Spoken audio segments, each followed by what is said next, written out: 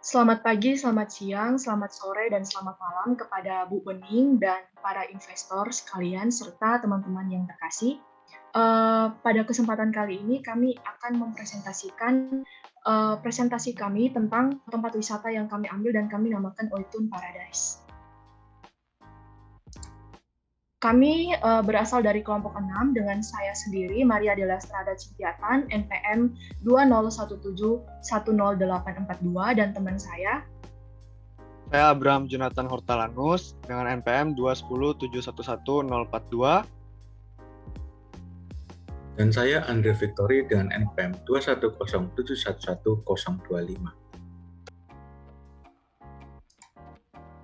Oke, pada slide ini akan dijelaskan oleh teman saya, Andre Victory. Baik, terima kasih. Pertama, di tempat wisata yang akan kami bangun memiliki nama Pantai Oetune dan juga Gurun Pasir Oetune yang terletak di Desa Tuavanu, Kabupaten Timur Tengah Selatan, Nusa Tenggara Timur. Next. Nah, di sini terdapat peta dari lokasi Pantai Oetune yang diambil dari Google Earth. Di bagian yang kiri, dapat dilihat bahwa Pantai Oetune terletak di bagian kiri yang bersebelahan dengan Gurun Pasir Oetune. Dan gambar yang ada di kanan itu merupakan close up dari Google Earth pada Pantai Oetune. Next. Dari informasi yang telah kami kumpulkan melalui jurnal, web research, serta YouTube, dapat diketahui bahwa Pantai Oetune terletak 127,4 km dari kota Kupang dan memiliki hamparan padang pasir seluas 100 meter persegi. Next. Di Pantai Oetune sendiri terdapat 1 buah kamar bilas, 8 buah toilet, 22 buah lopo atau gazebo kecil, 1 buah lopo besar, yaitu tempat beristirahat berupa rumah khas warga Pulau Timur, 1 buah menara pantau, tempat ibadah, dan galeri souvenir. Next. Terdapat juga rumah pasar yang berisikan 4 kamar, akses jalan masuk ke dalam, 2 unit villa, dan lahan kios untuk berjualan. Perlu diketahui bahwa seluruh fasilitas yang telah ada di Pantai Oetune dikelola oleh pemerintah. Next. Jarak dari lokasi pemberhentian menuju ke padang pasir sekitar 200 meter dengan menyusuri pantai. Dan sekitar 300 meter sebelum masuk kawasan pantai, akses jalan masih berupa pengerasan dan speed. Next. Berikutnya ada potensi pantai. Pantai Oetune memiliki padang pasir. Nah, padang pasir di sini merupakan daya tarik tersendiri karena tidak semua pantai memiliki padang pasir yang dapat digunakan untuk melakukan atraksi dan bermain seperti sandboarding. Berikutnya adalah pantai ini cukup terkenal di NTT. Selanjutnya, kebersihan yang terjaga dan luas. Pantai Oetune itu memiliki area yang luas serta dengan padang pasirnya. Berikutnya, pemandangan pantainya yang indah. Pantai Oetune memiliki warna laut yang berwarna biru jernih sehingga terlihat cukup indah beserta hamparan pasir yang berwarna coklat muda dan membentang luas. Yang terakhir adalah deburan ombak yang besar. Pantai Oetune memiliki ombak yang besar sehingga sangat cocok apabila ada wisatawan yang tertarik untuk berselancar. Next. Berikut adalah gambaran objek dari Pantai Oetune. Di bagian kiri atas itu ada gerbang masuknya, ada lopo, tempat berjualan, serta jalan setapak menyusuri pantai. Next. Nah, ini adalah gambaran dari padang pasir yang ada di Pantai Oetune. Next. Di sini ada gambaran beberapa fasilitas, yaitu seperti ada toilet, tempat berdoa, jalan setapak, dan juga fasilitas yang lain. Next. Nah, di sini itu adalah jalan setapak yang dari pantai menuju ke pasir, serta rumah villa penginapan. Penjelasan berikutnya akan disampaikan oleh rekan saya, Cynthia. Oke, baik. Di sini saya akan menjelaskan tentang masalah. Nah, yang pertama di sini, masalah yang kami angkat adalah kurangnya tempat penginapan. Seperti yang kita tahu di informasi sebelumnya bahwa tempat penginapan di sini jumlahnya masih terbatas, yaitu masih 2. Kemudian juga kurangnya variasi kuliner yang ada. Jadi rata-rata penjualan di situ masih menjual kayak cuma kelapa muda, kemudian juga makanan-makanan ringan lainnya. Yang menurut kami variasinya itu masih belum memuaskan, seperti itu. Kemudian berikutnya terkait dengan tempat bilas. Jadi tempat bilas di situ jumlahnya masih minim sekali, di mana jumlah toilet itu lebih banyak. Kemudian berikutnya itu terkait dengan tempat parkir. Jadi tempat parkir di sini itu menurut kami masih belum terlalu teratur atau tidak teratur karena tempat parkir yang ada itu juga belum dibangun, jadi masih belum ditata secara rapi. Berikutnya terkait kondisi. Jadi di sini kondisi sarana prasarana seperti fasilitas listrik dan air bersih itu tidak selalu tersedia, atau dalam kata lain itu terbatas. Kemudian juga toilet umum yang ada itu juga kondisinya kotor, jadi membuat ketidaknyamanan terhadap wisatawan. Kemudian tempat sampah juga masih minim di pantai tersebut, di area pembangunan yang sudah ada. Kemudian masalah yang berikutnya ini adalah selain jumlah villa yang sedikit, villa yang ada juga posisinya itu tidak terlalu nyaman karena posisinya itu lumayan jauh dari titik pantai atau titik lautnya, sehingga dalam hal ketertarikan atau menarik ke pemandangan itu kurang memuaskan atau kurang menarik karena villa itu terhalang dengan beberapa bangunan di depannya dan juga posisinya yang jauh, sehingga kurang mengenakan saja untuk menikmati pemandangan yang ada. Kemudian berikutnya adalah terkait perjalanan menuju padang pasir yang lumayan jauh, sekitar 200 meter, sehingga sepanjang perjalanan itu wisatawan pasti akan merasa bosan, kemudian lelah, karena di sepanjang perjalanan itu juga tidak ada hiburan, seperti misalnya spot-spot foto, dan juga tidak ada pohon-pohon peneduh, dan juga kursi-kursi istirahat yang bisa dipakai secara nyaman untuk beristirahat sepanjang perjalanan. Kemudian yang berikutnya adalah tidak ada spot bermain. Jadi spot bermainnya itu belum ada. Kemudian spot foto yang ada juga kurang menarik karena spot foto yang ada itu masih kayak berupa tulisan pantai, nama pantainya, seperti itu. Berikutnya adalah terkait akibat. Akibat di sini adalah berdasarkan masalah tersebut, maka wisatawan itu akan merasa tidak nyaman. Selain tidak nyaman, wisatawan juga merasa kurang puas dengan masalah-masalah yang kami angkat tadi.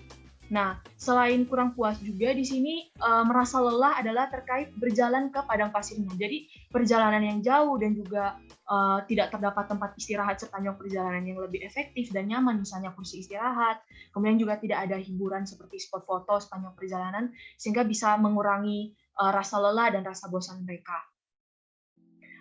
Berikutnya terkait solusi. Nah, di sini sebelum masuk ke solusi yang secara rinci, di sini saya akan menjelaskan DNA pantainya. Jadi DNA pantai yang sudah ada di sini adalah mencakup bangunan-bangunan yang kami rancang, bangunan baru, kemudian juga bangunan lama yang sudah ada sebelumnya. Misalnya di sini ada WC-nya atau toiletnya, kemudian juga ada 2 villa di belakang dekat gerbang ini, kemudian juga beberapa bangunan yang kami tambahkan bisa dilihat ada villa dan juga kantin, kemudian juga fasilitas-fasilitas lain seperti spot foto dan tempat bermain. Kemudian berikutnya ini adalah terkait kios dan kantin yang kami perbaiki. Jadi kami memperbaiki kios souvenir yang sudah ada dan juga kantin yang sudah ada kami perbaiki dan rancangannya seperti ini. Kemudian juga kami membangun akses jalan masuk dan membangun area parkir. Jadi seperti area parkir itu bisa lebih tertata lagi. Berikutnya adalah terkait WC. Jadi di sini juga WC yang sudah ada kami perbaiki dan tentunya kami menyediakan petugas kebersihan untuk selalu membersih WC-nya sehingga tidak mempengaruhi polusi atau ketidaknyamanan wisatawan ketika wisatawan itu berada di tempat-tempat di sekitar WC tersebut. Kemudian juga ini tampilan gelas kantin yang kami perbaiki.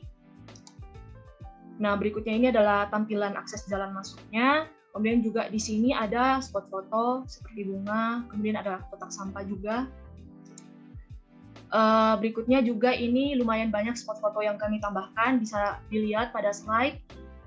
Terus juga ada kursi istirahat. Ini adalah jalan menuju ke padang pasir. Jadi sepanjang perjalanan ini akan ada kursi istirahat seperti ini, pohon peneduh dan juga lampu-lampu. Jadi dan juga spot foto sehingga bisa jadi hiburan dan juga tempat istirahat bagi para wisatawan. Kemudian juga kami menambahkan beberapa pendopo dan pendopo lainnya itu adalah pendopo yang sudah ada. Nah, berikutnya akan dijelaskan oleh teman saya, Jonathan. Oke, selanjutnya kita bisa lihat dari gambar ini ada pendopo, kita bisa lihat yang ada di sebelah kiri. Kemudian juga ada menara jaga untuk memastikan setiap pengunjung itu tetap aman. Ada pohon peneduh di sana supaya tidak terlalu panas, dan juga ada lapangan voli untuk bermain voli tentunya. Selanjutnya, kita juga bisa lihat di sini ada kolam berenang. Kenapa kita bangun kolam berenang di sebuah pantai? Karena pantai ini pada dasarnya memiliki ombak yang cukup deras. Nah, kita ingin membangun kolam berenang karena rasanya tidak afdol atau kurang sesuatu kalau kita ke pantai tapi tidak basah gitu. Jadi kita mau bangun kolam berenang di sana supaya orang-orang yang dalam tanda kutip takut dengan ombak atau anak-anak yang kecil itu tetap bisa bermain air di sana. Ada tempat bilas juga dan ada WC tentunya. Selanjutnya ada tempat menginap. Kita membangun 4 tempat menginap supaya orang-orang yang atau wisatawan yang dari jauh itu bisa menginap di sana tanpa perlu memikirkan gimana nanti pulangnya. Karena tempat ini cukup jauh dari kota dan itu akan menjadi suatu masalah jika tidak ada tempat penginapan. Kemudian juga kita ingin memperbaiki fasilitas listrik dan air yang ada. Selanjutnya ini adalah jalan menuju ke padang pasir. Bisa kita lihat di sini, jalannya itu kita sediakan di kanan kirinya itu ada kursi, kemudian ada juga tempat-tempat foto dan ada lampu-lampu gitu. Kita mendirikan di sana supaya sekaligus tempat spot foto dan juga tempat beristirahat. Dan juga ada pohon-pohon peneduh supaya orang tidak terlalu kepanasan berjalan-jalan di sana. Selanjutnya. Nah, ini adalah spot foto perahu. Kita tahu pantai itu tidak jauh-jauh berhubungan dengan yang namanya air gitu. Nah, dengan adanya spot foto perahu itu akan menjadi sebuah momen yang sangat bagus dan cocok sekali dengan pantai. Jadi kita membangun spot foto perahu di sini. Selanjutnya. Kemudian juga kita mendirikan kantin. Kita tahu berjalan-jalan di pantai itu cukup menguras tenaga. Oleh karena itu kita mendirikan kantin di sana dan masyarakat setempat bisa berjualan di sana. Selanjutnya. Oke, karena kita tahu Autumn Paradise ini yang kita tonjolkan itu adalah pasirnya. Oleh karena itu kita menciptakan sebuah permainan namanya sandboarding. Di sana kita bisa bermain seluncuran menggunakan pasir. Selanjutnya. Nah, tentang target, ada 4 target yang ingin kita capai. Yang pertama dari segi ekonomi. Apa yang ingin kita capai? Yang ingin kita capai tentunya adalah ingin membuka lapangan bagi masyarakat setempat, membuka perekonomian, memperbaiki perekonomian yang ada. Kemudian dari keamanan, kita ingin membangun pos penjagaan dan akses jalan masuk yang baik. Kemudian juga dari lingkungan, kita ingin membangun, memperbaiki sarana dan prasarana yang sudah ada, atau yang belum ada, kita ingin membangun di sana. Kemudian juga dari segi edukasi, kita tahu masyarakat Indonesia cenderung malas untuk berjalan. Oleh karena itu kita ingin membiasakan masyarakat untuk berjalan kaki. Selanjutnya. Ada ketentuan dan aturan tentunya. Ketentuan yang kita ciptakan itu adalah biaya. Salah satunya adalah biaya. Ada biaya masuk yang kita tarif itu 25.000 per orang. Udah termasuk dengan biaya parkir dan kolam renang. Kemudian ada juga biaya sandboarding 15.000 sepuasnya. Ada biaya penginapan, ada 3 kategori gitu yang bisa dipilih. Kemudian juga nanti setiap orang yang akan masuk akan mendapat gelang penanda untuk membedakan dan juga untuk memastikan kalau orang ini tuh merupakan pengunjung Autumn Paradise. Kemudian juga setiap pengunjung yang menginap akan mendapat kupon makan untuk ditukarkan makanan tentunya. Kemudian juga ada aturan dilarang melewati batas laut dan juga dilarang membuang sampah sembarangan. Selanjutnya. Ini adalah referensi yang kami gunakan untuk membuat presentasi dan proyek ini. Selanjutnya. Ini adalah poster tentang Autumn Paradise. Selanjutnya. Baik, demikian presentasi dari kelompok kami. Kami mohon maaf apabila ada kekurangan kata maupun tindakan. Atas perhatian Bapak dan Ibu sekalian, kami mengucapkan terima kasih.